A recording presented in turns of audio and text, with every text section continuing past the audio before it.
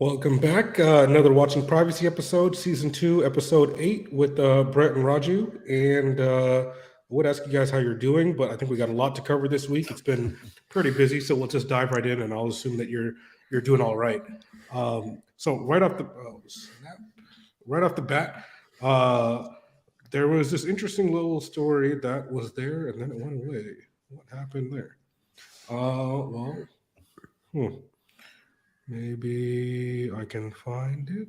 Here we There it go. is. Sorry about that. So there was this interesting story that kind of, I guess, popped up on Twitter and then kind of obviously made its rounds. But basically, the sensational headline was DuckDuckGo caught giving Microsoft permission for trackers despite strong privacy reputation. Um, and basically, I guess according to the articles, that test shows that the browser allowed trackers related to Bing and LinkedIn domains while blocking all of their trackers. Um, there's a pretty good reason for this. I would say that even the CEO kind of came out and made like a little Twitter storm, and their PR team went around back to justify or explain away how this whole thing works and why they have this special relationship with Microsoft. But rather than me explaining it, Raju, you want to kind of recap a little bit about the DuckDuckGo Microsoft relationship and what's actually happening on the back end? Sure.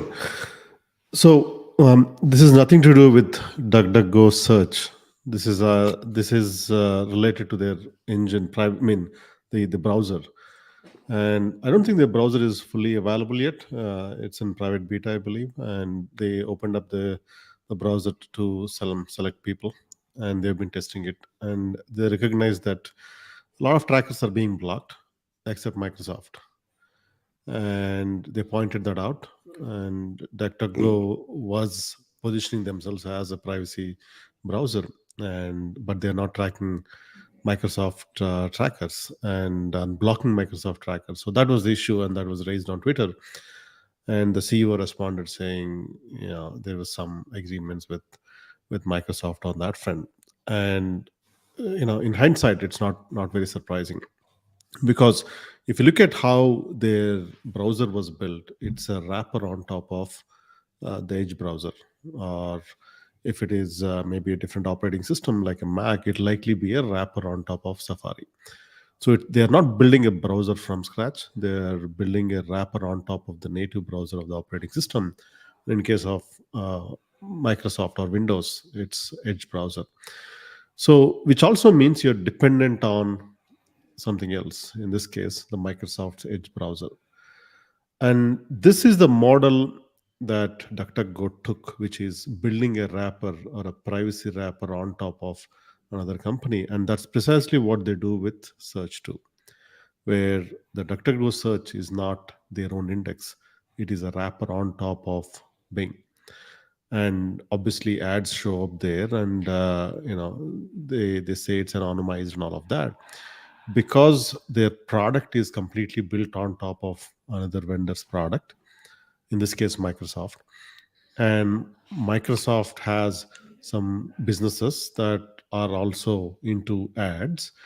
There is going to be some agreements that will be in place between the companies, so that, and some concessions being made between the companies, so that they allow uh, or in this case block some tracking, or at least unblock some tracking for Microsoft. It looks like that's part of the agreement, and there's a pushback from the community saying, this is not right and whatnot.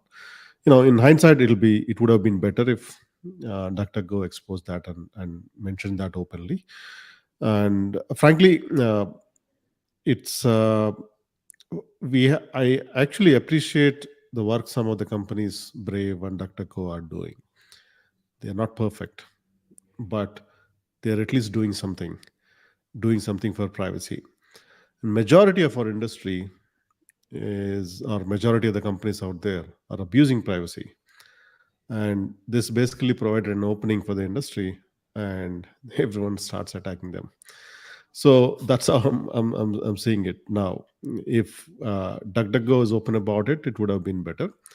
But in my view, at least some privacy is better than no privacy at all. Yeah. And DuckDuckGo, like Brave, provides at least some kind of privacy. and there's nothing called absolute privacy. And yeah, I think that is the challenge. Yeah, I think unfortunately for DuckDuckGo, they weren't as transparent as we would have liked them to be. And I think if they had been, this would have been nothing. Because on balance, the things that they've done on the positive side have way outweighed this, one particular incident.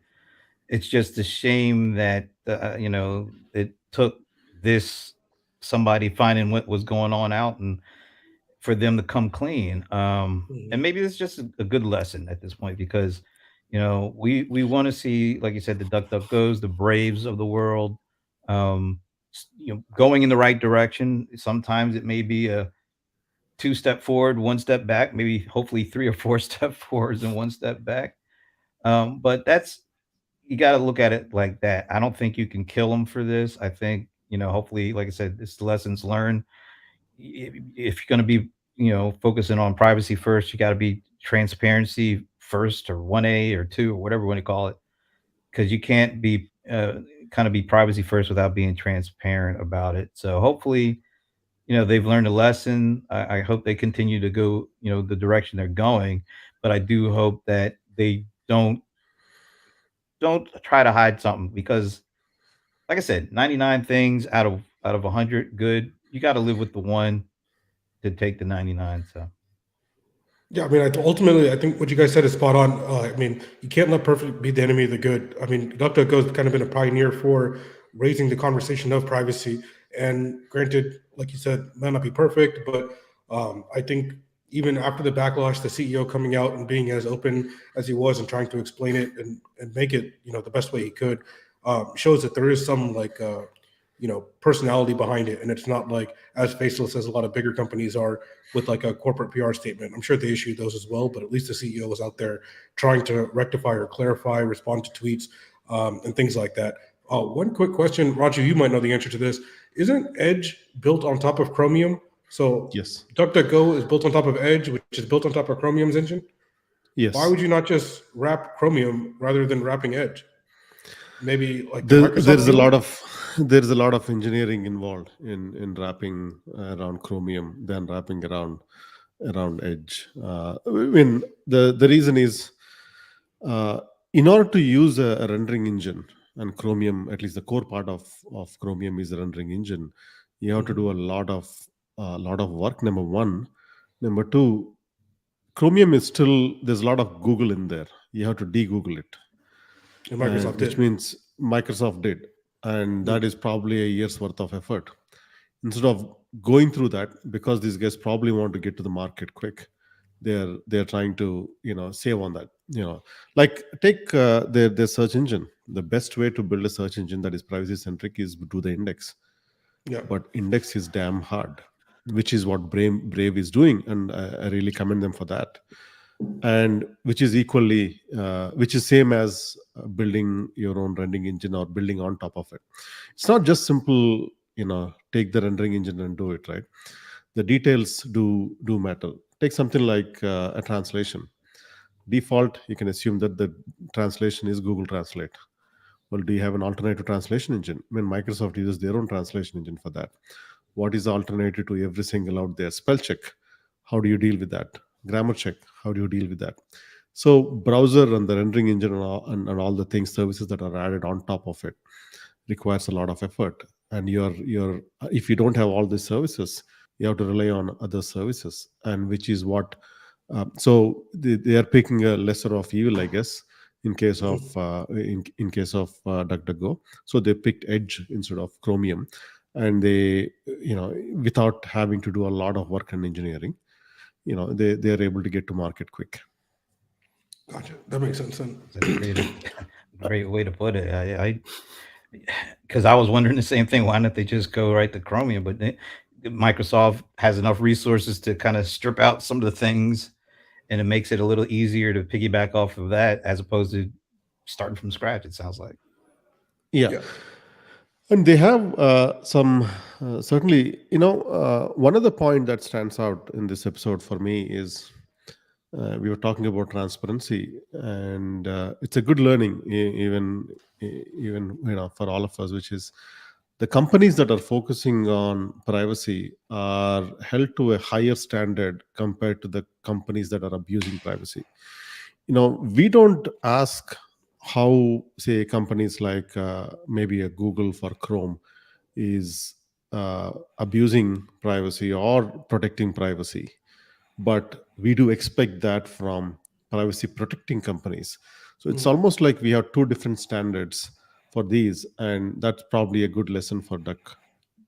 Yeah, I mean, it could be a good segue because I think you woke up either on the wrong or right side of the bed this morning with a little a tweet storm from Raju. Privacy has a business model problem in today's market. Privacy doesn't pay. Privacy abuse does. And then he goes on with a bunch of follow up information there. But you want to summarize a little bit about, I guess, what made you wake up and think about this? Sure. I mean, I've been thinking about it. Me and Gabriel, the CEO of DuckDuckGo, right? We were discussing this, and we were going back and forth on Twitter, a Mhm. previous thread, and I asked him the same question you asked me earlier. Why didn't they build on top of the engine themselves, rendering engine, Chromium engine, instead of doing it on this? And then realized that it requires a lot of effort and engineering to do it. Maybe tens of engineers and a lot of effort, but like. It's not just doing the engine, but the services on top of it are critical. Like Chromium comes with a password manager. Do you want passwords to be saved in Google or somewhere? Well, does that mean they have to come up with a password management system? So these things accumulate because a browser is no longer just a rendering engine with a pretty face on top, but it also has a mixture of services, which means you have to put a significant amount of engineering and energy in it to come up with a browser. But does that pay? I mean, can you hire tens, if not maybe hundreds of engineers to ship a browser that is privacy centric? And what are the companies that are going down that path and making money? If you look at if you ask the question, take Brave. Why isn't What is a business model for Brave? They picked ad based business model. And if you ask the question, why did they go down that path?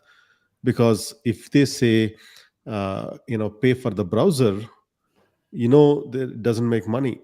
Well, Netscape back in the day, Mark Andreessen tried that with Netscape, and Microsoft came in and obviously offered it for free. So that is not the right business model. So that is the challenge. So I was thinking, what is the business model for a browser?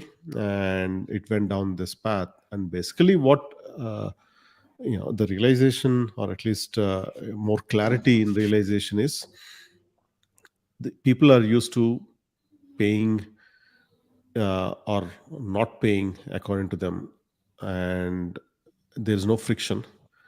There are no bills due end of the month because they are paying with their data, and it's not biting them in the back end of the month. So now that is what the privacy companies are competing with. That is the business model the privacy companies are competing with. So what is the alternative? Do you offer something where you offer a privacy service and ask them to pay? That's a friction. The moment you ask someone to pull out their credit card and say that the credit card will be charged every month, is a friction, and people will always go with the lower friction option. And that is the reason we see a bunch of companies with which are data aggregators and data collectors. I would say, yeah, data banks who are masquerading themselves as value added services. These are the ones that are in the most downloaded apps in the app store. And the reason is we have a data or a business model problem in the current market. And there has to be some new innovation come up in these business models for privacy to take off. And we have to see an explosion of companies with various business models, and some of those will stick, and that will have low friction, and those are the ones that will probably mean privacy has an alternative say. Till that business model problem is solved, people will end up going with the low friction option, which is just paying with their data. Yeah. Yeah, And I think and it. that Good. Oh, I was just gonna just quickly add, and that low friction feeds the addiction. So because people just don't like paying for stuff. Well, with actual money, they rather pay with what they thought was just their time. But before they got addicted, so now they can't even get away from it, and now they're realizing you're not just paying for time, you're paying with their data, and companies are addicted to that data. So it's like this mutual addiction going on based on this frictionless kind of pathway to it. So yeah, it's a very hard thing to kind of break. The key point there you mentioned there is data is money, and not a lot of people recognize that data is just a proxy for money. Think of gold. Do you consider gold as money? You can say gold is a proxy for money, which means you can take your gold bar or coin or whatever, go to another country, and you can go to a shop and exchange that for money. What is the equivalent of that gold shop? Well, in this case, it is marketing departments or data brokers, where if you give them data, they will give you money. But the users who are sharing their data don't recognize it. That money exchanges, like data exchanges, like money exchanges, do exist. And just like gold, data is basically a proxy for the exchange of money. I'm just simplifying it using that analogy for clarity, but so that is what's happening, and it is marketers that are paying, that are converting that data into money. That is where the rubber hits the road, and the consumers don't realize that part. So they are basically willing to pay with their data. And as you see with the slide here, with the most downloaded apps, majority of them use or accept data for payments. And that is the reason the privacy abuse is basically all over the place, because that is the primary data is the primary currency across the board, and there's a lot of abuse going on. Yeah, I mean, back on the browser topic, I would say I would say it's weird that the browser is how all this data is kind of connected and generated, yet the browser market itself completely commoditized and has no value to people, right? Even though that is the medium that everybody is needing in order to, at least desktop based, and even web based or mobile based, in order to actually collect the data and input the data and track people. But the browser itself doesn't have a good business model, like you mentioned, either paying for something outright with the subscription or something along those lines. But it's just kind of weird that this thing that is so crucial to all these brokers is not actually, uh, valuable. Weirdly enough, right? That's true. I think one another way to look at it is browser has become the data collection mechanism, because every vendor who owns a browser also has an ad-based business, to varying extent. Maybe Apple to a lesser extent. Certainly Google and Microsoft have ad-based business models.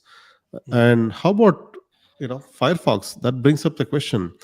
Just like Google, just like DuckDuckGo has a deal with Microsoft, does Firefox has a deal with Google? Unless you look at the terms, you won't know, because 90+% of Firefox revenue is coming from Google.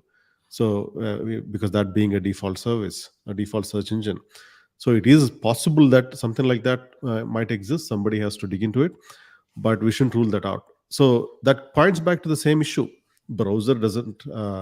And browsers also have a business model problem, and that is, and they are one of the key areas through which the data is being collected. Yeah, I mean, well, let's go to something, I guess, happier, a little bit happier. This will make Brent happy. Clearview, his favorite company, their tool is coming to apps and schools. Just when you didn't think you needed it, they thought that this was the best thing to do. So basically, it's expanding its sales of its facial recognition software to companies from beyond mainly serving the police. It told Reuters, inviting scrutiny on how the startup capitalizes on billions of photos it scrapes from social media profiles. Who wouldn't want some sort of, AI-based image recognition, person detection in schools and in apps. This seems like a good diversifying of the business model, wouldn't you say? I think just a couple of weeks back, I think, Brent, if you remember, we discussed that they are only going to be targeting law enforcement agencies and won't be selling it to private businesses. Yeah. And here It we are. wasn't that part of like some kind of EU ruling or something like that a couple weeks ago? No, I think Illinois biometric ruling or yeah. something. Yeah. So maybe they don't do business in Illinois. Well, remember the headline was the ACLU claims big victory over over Clearview AI, and we all laughed at that because the lawyers for Clearview, there's like at least two that made statements. We're not changing a thing. This doesn't affect how we operate at all. And as you can see, those guys were right. It's really amazing how all the headlines that have been out, we started doing this. It's almost coming up on a full year because we started in June of 2021. And almost every show there's a Clearview thing, and it's always negative, but yet and still they just keep going and going and growing and making more money. It's really incredible how we've heard this company, who I don't think any of us knew that name before we started doing this show, has become like a mainstay in everything we do every week almost. I'll give you another one while you're at it, Brent. Also, I think on that point, Brent, remember in the law enforcement, all they need is a photo from your driver's license, and they'll get all the history and whatnot. And it has some implications in B2B world. Imagine a use case in the recruitment industry. All they need is your photo from your LinkedIn profile, and they'll pull out all the data about you across the board, across social networks and whatnot. So whether we like it or not, unfortunately, this is where it's going. Well, there was a story that I saw where this young lady who years ago had something pretty traumatic happen to her, she thought it was in her past, and she made the kind of the terrible mistake of scanning her face for something, and she found out that there's nothing gone ever. She has And a it all just Clearview. came sliding back. Yeah, it's unbelievable. Clearview is probably going to be one of the companies. I don't know if it'll be the Facebook, of You what know, we're talking about, but it feels like it at this it point.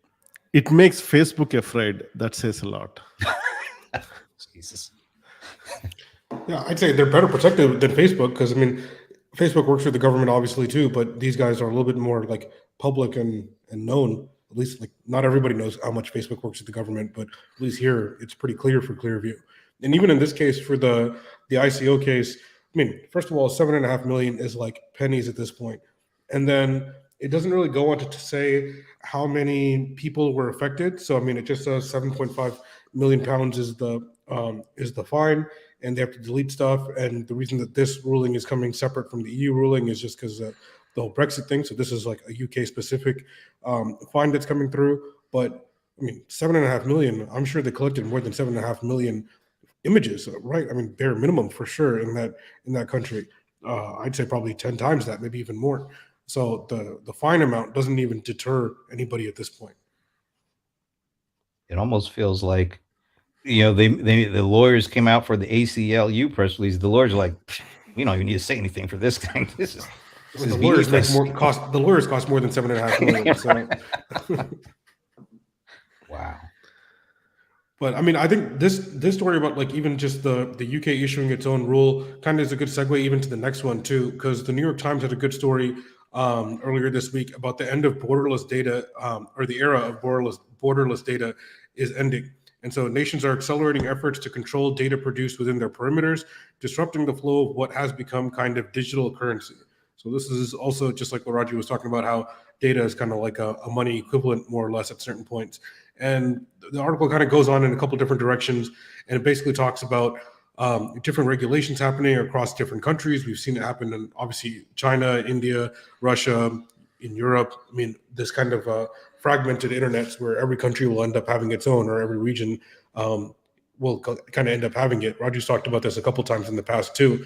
Was there anything else that kind of stuck out of this article that kind of caught your eye, or was it just bringing light to the issue? I think it's mostly bringing light to the issue. But I was reading this article in the context of what I was thinking, while tweeting in the morning, and that core part, as you mentioned, Tejas, which is data is money, right? If data is money, and now you bring in the country angle to it, commerce between countries with money exchange now can be extended to data commerce with data exchange. Now, extend that further, just like countries have surpluses and deficits with money and traded goods and whatnot, we're going to see data surpluses and data deficits. Today, I would say the US has data surplus with all the tech companies here collecting all the data, and obviously countries now like UK in this case or whatnot, they have issues with that.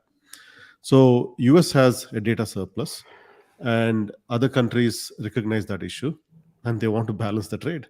How do you balance the data trade? Well, you add some walls or build some virtual walls so that local regulations essentially to mandate countries to put the data within the country. And India does that, and several other countries do that. Now, whenever you see a service being used in a country that they think they're extracting data, then you add some regulations. Whether it is TikTok becoming popular in US, or whether it is Facebook or being blocked in China, all of these are just like you have trade sanctions. There are data sanctions that are going on. So if data is money, or it is a proxy for money, then US has a data surplus, and countries have deficits, and they're going to balance the trade, and that comes through regulation, and we are in the process of going through that.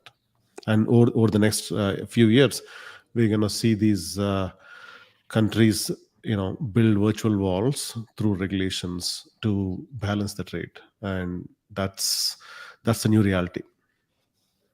Yeah.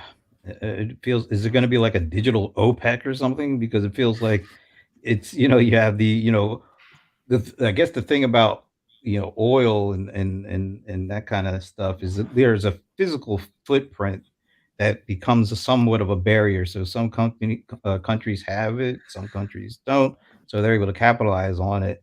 This is all digital. I mean, for the most part, it's all digital, and the barriers are much less to it. And the more data that you can create on your soil, the more opportunities there are to monetize it. So are we going to get to a point where we're going to see like like I said, like a digital NATO or a digital OPEC or something where we're likely going down that path, definitely, Brent. I mean, recently, I think in March, Biden signed some agreement with Europe.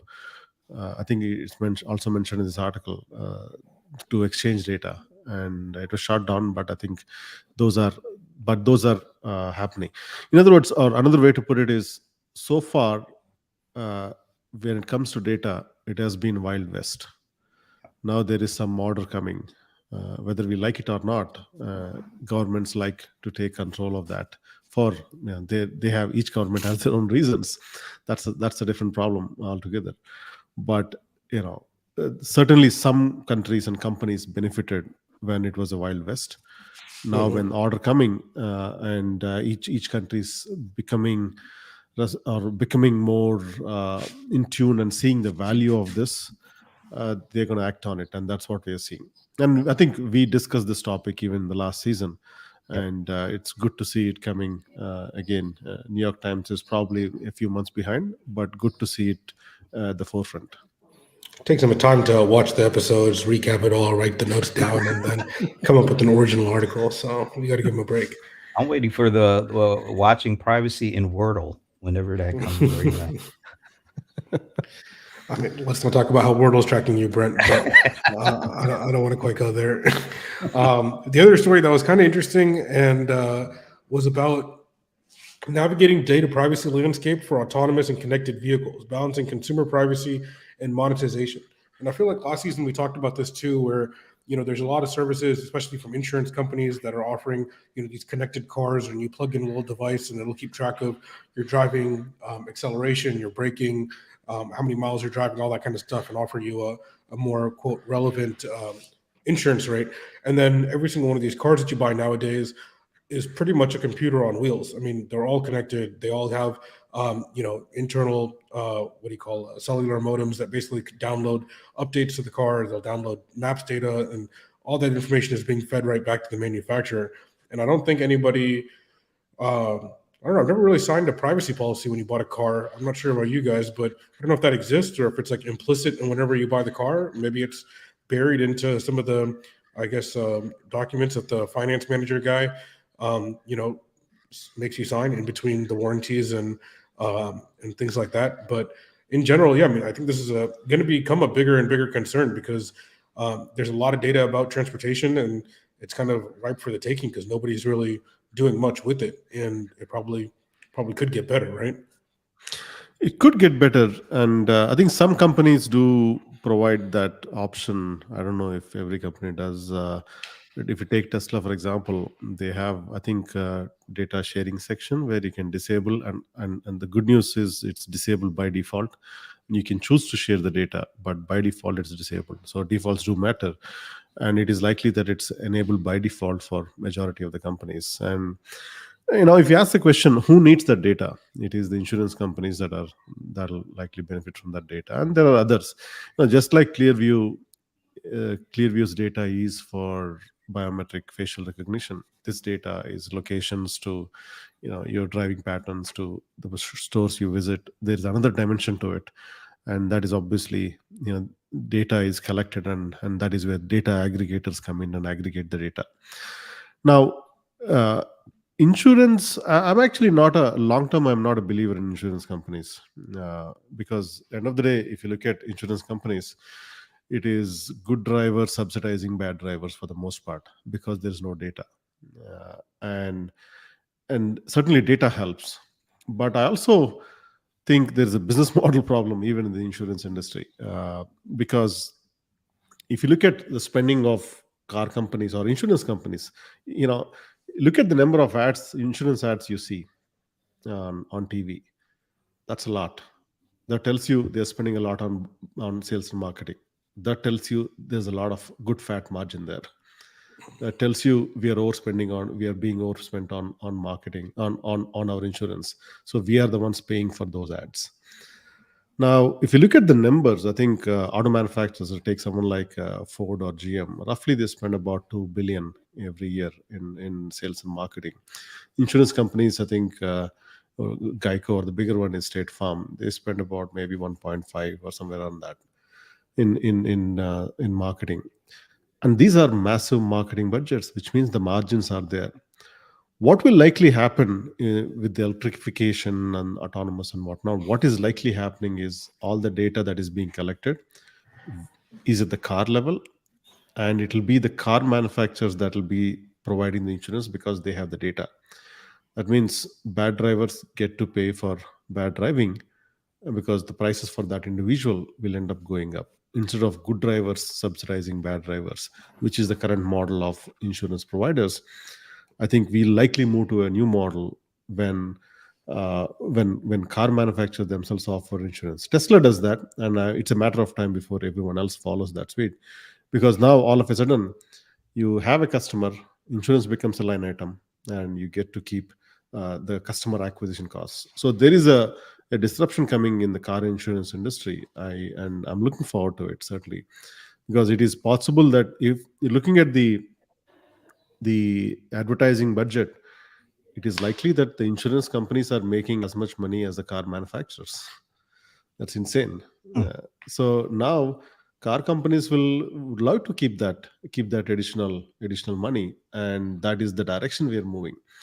And because insurance companies see that issue, I think they are now accelerating their effort to collect as much information as possible, and that is where money is coming from. So that is how I am seeing this industry play out. Yeah, I Yeah, mean, makes sense. Yeah, I mean, insurance in general, I'd say, especially car insurance, like you said, super outdated, right? Like not having data about individual drivers and placing people into these broad cohorts based on your age and like your, I guess usually it's like age, marital status, kids, where you live, and what your income is, and somehow that determines your driving score. I've met plenty of people that drive all sorts of ways that those cohorts have no impact on it whatsoever. And so, I mean, it'll happen, but I mean, I guess for insurance purpose, it makes sense. But then, what if it ends up being where autonomous cars come through a little bit more prevalent, and now based on your driving habits and your locations, and then attached to the phone that you connect to your car, now we get like a dynamic ad insertion within a car because people are going this route. So I guess data can look, and the use cases could be a little bit different. Insurance is a little bit more straightforward, but outside of insurance, I think there are a lot of use cases for transportation data like that that could be abused pretty easily. And that information is anyway, the location data is, the cost of location data is relatively cheap compared to others. Your smartphone gives away that information and various apps out there. Mhm. So I think, so where you're going and whatnot is anyway available. So there are alternatives ways to get that information. But I know there are some unique use cases that, driving through will certainly help. Being a car, so yeah. But the unfortunate thing is the data collection is the common denominator across the board, and another common denominator is not taking users permission. Yeah, I think we're doing pretty well on segues here because the next story is exactly just that, not taking users' permission. No, we're not talking about these guys. So here, Twitter to pay 150 million in settlement with FTC and Department of Justice for allegedly misusing data. I don't even know why allegedly is in the title because it is what happened. It says the lawsuit accuses Twitter of violating a 2011 state settlement with the FTC over identical allegations. So basically, the way or what happened here is Twitter and a lot of other websites, but Twitter specifically in this case, will prompt you constantly for entering your phone number for two-factor authentication. This way, when you try to log in, you get an SMS code, and then you type in those like 6 digits or whatever, and you can log in for extra security. But really, what's happening is they took that phone number that you added for security purposes, and then they linked it to your Twitter account. And now they have your phone number, they have your account tied to your phone, probably as well if you have the app, and use that for advertising and marketing. And so people didn't know that they were giving their phone number for that reason. And here, a security reason was basically abused or misled people into submitting their information. I'm pretty sure Facebook got in trouble for this a while ago, maybe like 2017, 2018 or so. I know Google's pretty big on phone numbers as well. Every service will try to make you give their phone number on top. It's not so people can call you. I guarantee it. It is literally only to track you a little bit better, and that's kind of why maybe spam calls are going up. I'm not even sure how valuable phone numbers are even these days. It's like nobody's making calls. Most people are messaging in some app that is not tied to a phone number anymore. So maybe it's the end of an era for that. But in general, you got in trouble for it 10 years ago. You kept doing it, and then you got in trouble again, and then you only have to pay 150 million, which is I still don't think that much, but compared to how many numbers they probably collected and how much money they made on that data that they abused, right? It could just be a cost of doing business.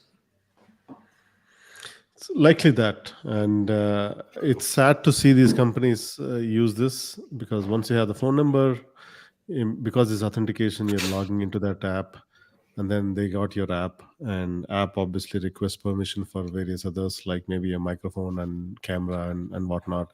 Then they got a lot more information about you, maybe even location data, who knows. So that becomes a way to make sure that you're tracked authentically, and that's a sad thing. And I won't be looking back, I'm not surprised these companies do it, but it's sad to see. It's the new metric. It's the authentication monetization metric. It's like how much of the data that we are saying we're using or collecting for authentication purposes can we, monetize at some point. It's we keep saying this, or maybe it's me, but it's like I got to be careful about this. It's like, you give an addict says, I want to buy 10. I would like you to give me $10 for me to get something to eat because I'm hungry. you give them the $10 with the thought of, hopefully they're going to get something to eat and they won't be hungry, and that's a good thing. But the addict can't help themselves, and they take that $10 and they go and buy it for something that they shouldn't get it, but they can't help themselves. This is what it sounds like. And like Tejas, what you said, that 150 million is probably like a slap on the wrist. It's like, okay, sure, we'll pay that. Oh, is that it? Okay, sure, we're gonna do it again. Man, in fact, I'll just give you the 150 in advance next time around. So when you find this, you already have it. That's what it feels like. And this is like, this all goes back to the wild, wild west thing. It's like, everything goes, whatever you can get, you get, don't worry about anything. And, and until something huge happens. And how far are we away from something really dramatic that will be a game changer when it comes to privacy, whether it's some sort of regulation or something else? I can't even see anything other than regulations, because I just can see companies self-regulating to the point where it's going to make a very significant change. But it feels like something huge has to happen for this really to have some sort of a positive or lasting impact. You're right that something huge has to happen, but it is an uphill climb. Or you probably are talking. There are about $1 trillion working against it, and that's going to be an uphill climb, unless say we hear something great from Apple, next week or the week after, and I'm hoping they'll make some good progress. But I think it will probably be a gradual one, and we'll stumble our way into it. But I also always wondered, if they're collecting 150 million, what's happening to that money? Did you guys ever see it? It's not coming to us. They're going to their nearest data broker and buying some more data. One thing I was thinking is the way you get that 150 million or whatever that fine is, it has to be distributed based on their abuse level. How did they use that data? They probably use that data, and you're one of the targets. And based on the number of times you have become a target, you have to get your share of this. Just like we're talking about the car industry, where based on your driving patterns, you have to pay your insurance. If you're a safe driver, your premiums are not going to be high. That probably it should be the same model where they distribute these fines, where if you're constantly logged in, and if you're seeing a lot of these ads, and you should be paid a larger percentage, or if it has to reach you. I don't know if they're even paying. Maybe they have to get to that, because they certainly know how to target you. And why can't target you to just pay the money? Obviously it's not in their interest, but that's a point worth considering. Yeah, the fine system, I mean, we could go into that too. And even on this whole kind of, like you mentioned briefly about if Apple does anything about it, definitely next week or the week after, we got to talk about this. Like, I feel like there's been a big uptick of people talking about how impactful this like Apple tracking mechanism was, and how it's like, I saw a couple tweets and articles about basically like GDPR is pointless, it was ineffective, and Apple's tracking is like decimating businesses. And it's just like, these are coming from people with obviously conflicts of interest. But in the next week or two, for sure, we're going to do a deeper dive on kind of, I would say, busting some myths on those two topics in particular. I would say kind of going back to maybe the DuckDuckGo story, GDPR and even Apple tracking prevention that they have in iOS now. It's maybe don't let perfect be the enemy of good. And so, like, could it be a little bit better? Probably. But ultimately, I think net good, as this topic of privacy has kind of become a little bit more front and center. And so, yeah, I mean, just kind of a small mini rant there. But next week or the week after, for sure, we're going to dive a little bit deeper into those topics, because it's been a little frustrating to read and not really have a concerted conversation about all the details about it. But yeah, I think we ran through a lot here pretty quickly. Let's see. Anything else you guys got to add, or are we good? No, I think we're good. I think the discussion, one thing, a trend I noticed is the discussion is coming to the forefront, the privacy-related discussion, and which is a good thing. That is the first step of seeing something positive. So I'm looking forward to what comes out of these. I'm also looking forward to a new Rams hat for Tejas to see every week. So I probably should be wearing a Warriors hat next week then. that's right. Well, a new hat, Brent, and a very nice shave you have going on today too. looking very young. I see. So You had me retiring last week, so that's what. I mean, next time we'll get that beard a little colored in, and you'll look 20 very quickly. All right, cool. Well, that'll be a wrap. We'll see y'all next week, and we'll do this again. Hopefully, we get a happy story. Unlikely, but we'll see. All right, see y'all next week. Bye.